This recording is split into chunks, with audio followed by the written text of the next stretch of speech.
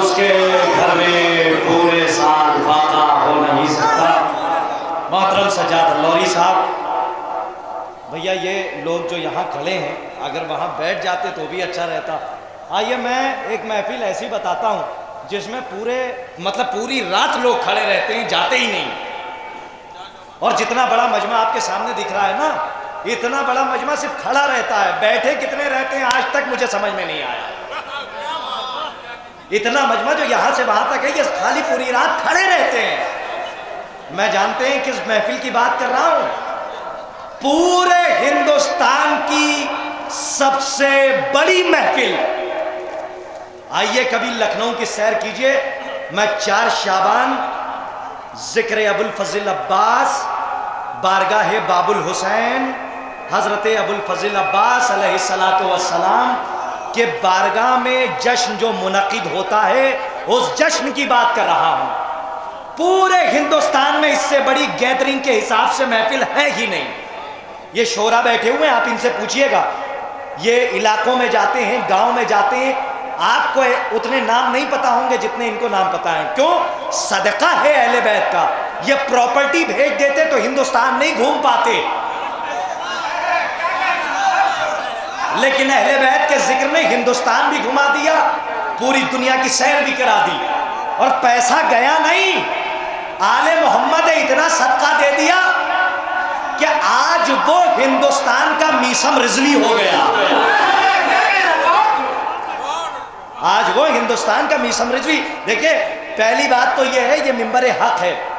जो यहाँ रियाकारी करेगा अहले बैत देख रहे हैं, इसके अंदर कोई मुबालगा नहीं है। बेताब हल्लौरी साहब तशरीफ फरमाए, शबाब साहब बैठे, आमिर फैजाबादी साहब बैठे।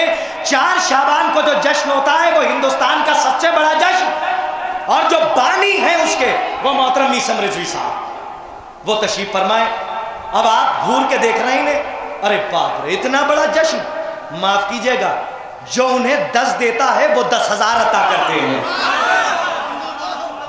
जो उनकी बारगाह में 10 खर्च करता है वो 10,000 अता करते हैं।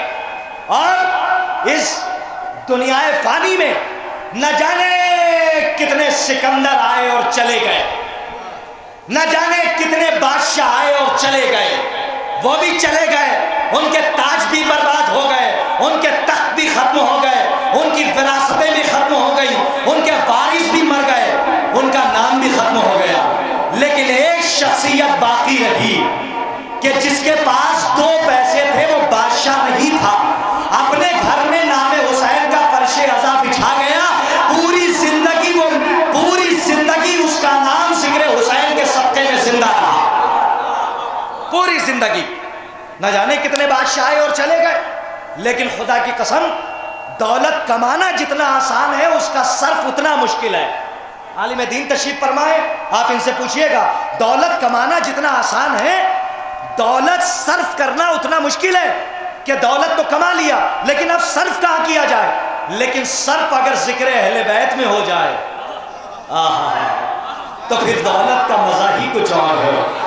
फिर उस मालदार का भी क्या कहना, फिर उस दौलतमंद का भी क्या कहना, फिर उस दौलत का भी क्या कहना। आपकी खामोशी तोड़ दूं, आप खामोश रहना पसंद नहीं करते ना, खामोशी तोड़ूं। अरे ये दरे अहले बैत है, इसमें जो वहशी आए इंसान बन जाए, इंसान आए मुसलमान बन जाए, मुसलमान आए सलमान बन जाए। बस इतना समझ लीजिए, जो सर झुका के आता है इंसान बनता है, मुसलमान बनता है, सलमान बनता है। जो सर उठा के आता है फिरौन बनता है, शजाक बनता है, हमान बनता है। एक नुस्खा बताता जाता हूं। ये टिगरा में एक नुस्खा है, लेते जाइए करतास करबलाई की तरफ से एक तोहफा, कोई दिक्कत नहीं है, फ्री में दे रहा हूं, तोहफा लेते जाइए। और याद रखिएगा कि ये जो तोहफा है ये नस्ल दर नस्ल पहुंचाइए।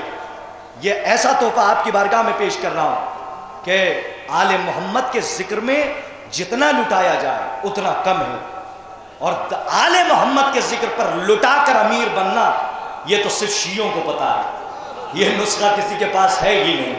मोहतरम मीसम रिजवी साहब एक बहुत बड़ी शख्सियत हमारे दरमियान मौजूद है। आइए उनको लखनऊ की सरजमीन से आपकी मोहब्बत की बागडोर है जो सरजमीन टिगरा में खींच लाई, वरना इतनी मसरूफियत के बावजूद इन्होंने इतना वक्त निकाला है और हमारे दरमियान मौजूद है। आइए लखनऊ से हट के भी कहीं ना कहीं जो आज़ादारी की खिदमत कर रहे हैं उनको कुछ ना कुछ तो इनामात दिए ही जाएं। हमारी और आपकी क्या बिसात है जो दुनिया में कुछ दे दें, इन्हें तो आले मोहम्मद ही अता करेंगे कि जो आले मोहम्मद के लिए दौलत लुटाते हैं। आइए मैं बड़े अदब व एहतराम से मोहतरम बेताब हल्लौरी साहब की बारगाह में गुजारिश कर रहा हूँ कि वो शालपोशी के ज़रिए मोहतरम मीसम रिजवी साहब का इस्तकबाल करें। आप हजरात पर्दे में ढकी हुई सलवात ना पढ़िएगा, खुली हुई सलवात से इस्तकबाल कीजिए।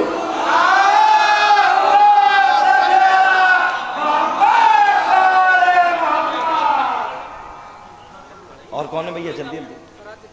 मैं मोहतरम फरहत साहब से गुजारिश कर रहा हूँ कि वो आए और अवार्ड के ज़रिए फ़ख्रे कौम मिल्लत अवार्ड मोहतरम मीसम रिजवी साहब को दिया जा रहा है। आप हजरात कम अज़ कम बाबे इफ्तिखार में खड़े होकर सलावत तो पढ़ दीजिए।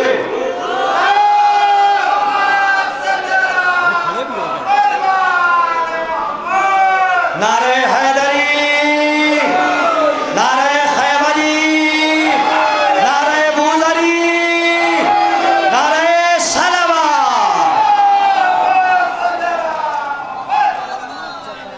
मैं फिर गुजारिश कर रहा हूँ बेताब हल्लौरी साहब की बारगाह में कि वो आए।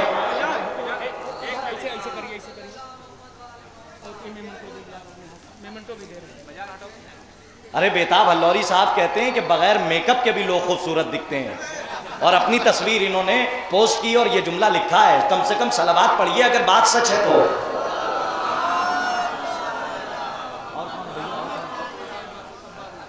अब जो और भी इनामात हैं तकसीम किए जाएंगे।